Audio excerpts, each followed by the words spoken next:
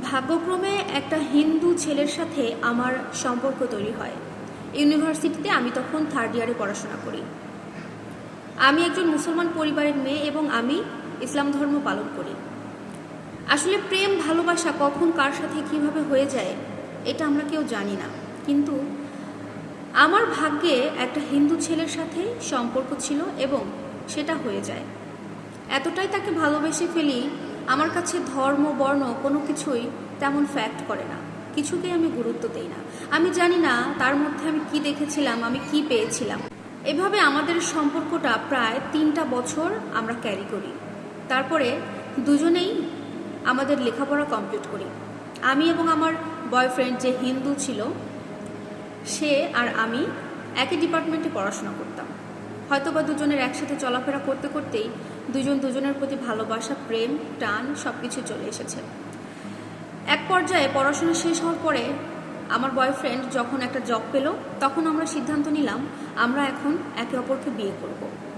কিন্তু আমাদের এই বিয়ের কথা আমার পরিবারে জানানোর পরে আমাকে মেনে নেয় না, আমার এই রিলেশনের কথা তারা মেনে নেয় না, কারণ আমি একটা হিন্দু পরিবারের ছেলেকে ভালোবেসেছিলাম এবং তাকে বিয়ে করতে চেয়েছিলাম। ঠিক সেভাবেই আমার বয়ফ্রেন্ডের পরিবার থেকেও মুসলমান পরিবারের কোনো মেয়েকে তারা মেনে নেয় না। এক পর্যায়ে তারা একটা শর্ত রাখে যে আমি যদি আমার ধর্ম চেঞ্জ করে তাকে বিয়ে করি তবেই তারা আমাকে মেনে নেবে। এই এমন শর্ত শোনার পরে আমি আমার বয়ফ্রেন্ডকে বলেছিলাম, এটা কি শুধু তোমার বাড়ির শর্ত নাকি তুমিও এই শর্তটা মানতে চাও? তুমি আমাকে ভালোবাসো, আমিও তোমাকে ভালোবাসি, কিন্তু এই ভালোবাসার মধ্যে ধর্ম কেন টেনে আনছো? আমি তো জানতাম তুমি হিন্দু, আবার সম্পর্কে আসার আগে তুমিও জানতে আমি মুসলমান। তাহলে আমাদের জানাশোনার বাইরে পরিবারের মতামতকে এত গুরুত্ব কেন দেওয়া হচ্ছে? তারা মেনে না নিলে আমরা একে অপরকে বিয়ে করে নেব। আমরা দুজনেই শিক্ষিত, দুজনেই স্ট্যাবলিশড। তুমি জব করছো, তুমি চাইলে আমিও জব করতে পারি, এটা কোনো সমস্যা হবে না। আমরা দুজন আলাদা থাকবো, কিন্তু কেউ ধর্ম চেঞ্জ করতে পারবো না। আমি আমার ধর্ম অবলম্বন করব, তুমি তোমার ধর্ম। তখন আমার বয়ফ্রেন্ড জানায়, আমি আমার পরিবারের অমতে গিয়ে তোমাকে বিয়ে করতে পারবো না।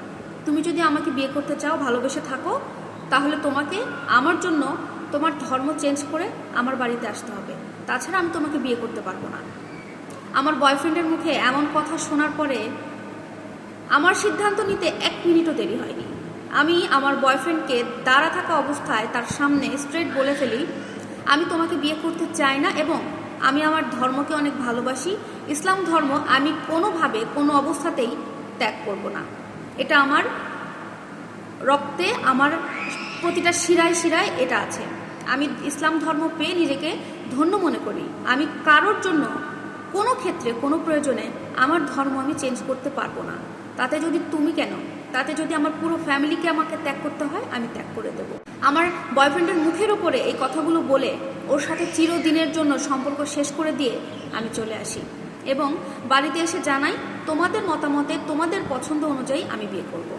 সেই অনুযায়ী আমার বাবা মায়ের পছন্দের একজন ডক্টর ছেলের সাথে আমার বিয়ে হয়। বিশ্বাস করো আপু, আমি জীবনে অনেক সুখী হয়েছি। তবে আমি যদি ওই ছেলেকে ভালো না বাসতাম, হয়তো বা আমার লাইফের আরও কয়েকটা বছর অনেক সময় কাটাতে পারতাম, অনেক ভালো কাটাতে পারতাম। সত্যি কথা বলতে আপু, যে আমাকে ভালোবাসবে সে কখনো আমার ধর্ম চেঞ্জ করতে বলবে না।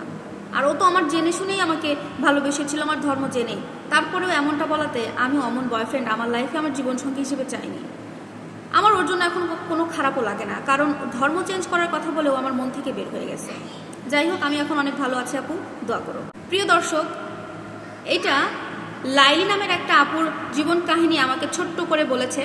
উনি ওনার লাইফে ধর্ম চেঞ্জের একটা অপশন পেয়েছিলেন, ইসলাম ধর্ম ত্যাগ করে হিন্দু ধর্মে যাওয়ার জন্য। কিন্তু আমি ওনার কথা শুনে খুবই খুশি হলাম যে উনি তার ধর্মকে ভালোবেসে তার ভালোবাসার মানুষকে সরিয়ে দিয়েছে তার জীবন থেকে। আর এমনটাই হওয়া উচিত। ইসলাম ধর্ম আমরা যারা পেয়েছি আল্লাহর রহমতে, আমরা অনেক ভাগ্যবান, অনেক ভাগ্যবতী। আর যে মানুষ কোনো শর্ত দেবে ধর্ম চেঞ্জ করার জন্য, সে মানুষের কাছ থেকে নিজেকে সরিয়ে ফেলাই আমার মতে উত্তম।